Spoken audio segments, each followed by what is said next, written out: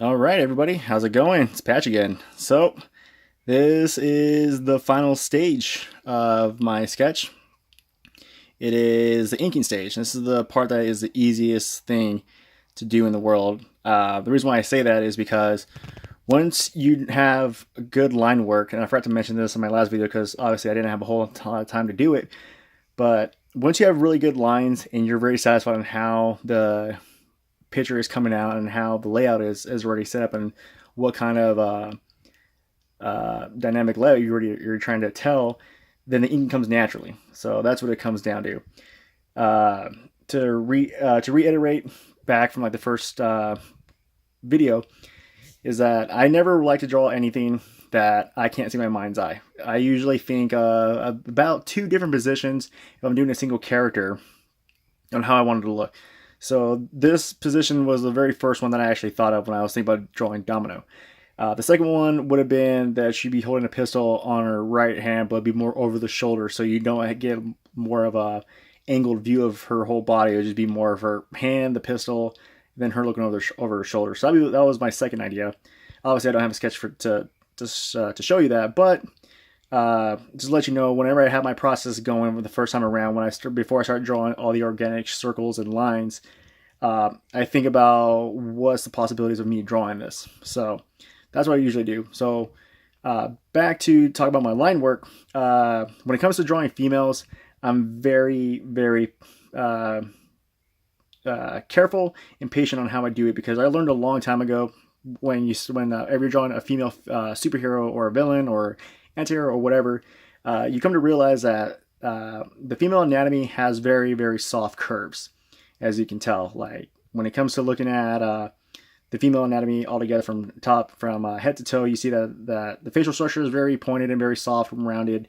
Obviously, the body is going to be a little more rounded and soft around the edges. So you have to take that more into consideration and be very careful on where I put all my cross hatching and my lines at too.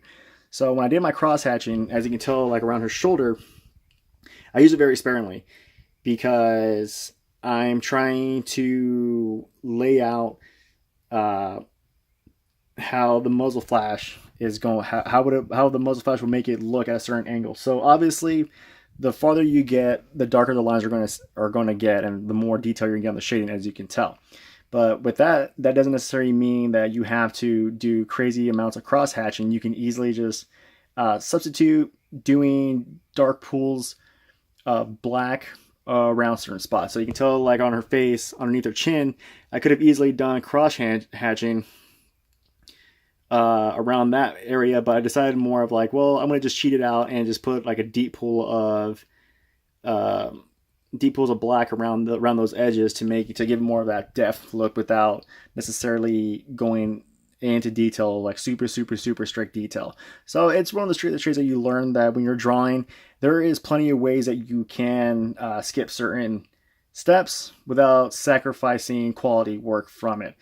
So what I take a lot of inspiration from when I'm doing all my drawings is that I take a lot of inspiration for a dynamic layout and try to tell a story within a picture from a lot of the greats from the 60s and 70s. So I take a lot of references on how I lay my pictures out and how I want to make them look from the greats like Neil Adams, the king of comics, Jack Kirby, one of my all-time favorites, George Perez, Steve Ditko, guys like that. I take a lot of inspiration from because when you look at their comics, even though it may be a little aged, just how the setting and how they look it's phenomenal.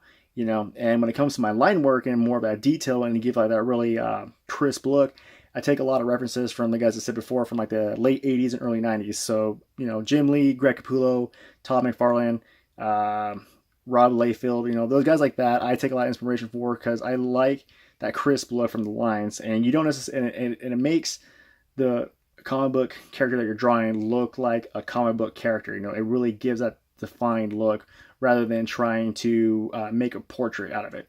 So that's one thing I learned a long time ago when I started drawing comic book characters, is that instead of just trying to make it look like you're drawing a real person, going down the Alex Ross route, and you want to make it more of that really defined cartoonish look, you really want to focus on your lines. Plenty of them. You really want to have a good idea of where you want to work them at and how you want to make them look. And obviously, when you're doing the line work with the penciling, that's important, and it's easy to make everything look better on the fly when you make your lines light before you start adding ink to it.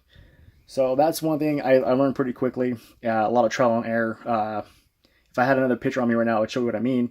But uh, overall, what I always try to do is, as I said before, is just make up a try to make it like a dynamic pose, because I feel like a lot of comic book characters look better in a pose or like in some kind of action movement rather than just staying static, or doing like the classic hero poses that you see a lot of people do and whatnot. Uh, the way I see it is, I really try to make a moment rather than capture a moment, and that's what really for me comics is about. When you're drawing like a still life picture, or when you see an artist do a real life pitch, yeah, like a real life picture, you know, they're trying to capture that moment. They're trying to preserve it. For me, I always feel like when it comes to comics, it's all about making a moment, making whatever they're doing stand out and make it feel more lively than anything else.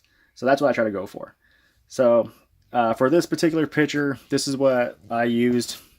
Just basic stuff. I use Higgins calligraphy ink for the smaller detail works around the hair and everything else, around the eyes and what have you. I did use I think it's a 5mm ballpoint pen, fine tip. I wasn't really happy with doing those, but it is what it is. I used a 5mm calligraphy pen, which I love because it really gives you those nice small crisp lines, as you can tell on the crosshatch in the face. That's my go-to. That's what I like to use the most. For penciling, I just go old school. I use mechanical pencil. 5mm, same thing, or even less 7mm works just fine. For the white ink, for now, I just use a whiteout pen. That's all I use.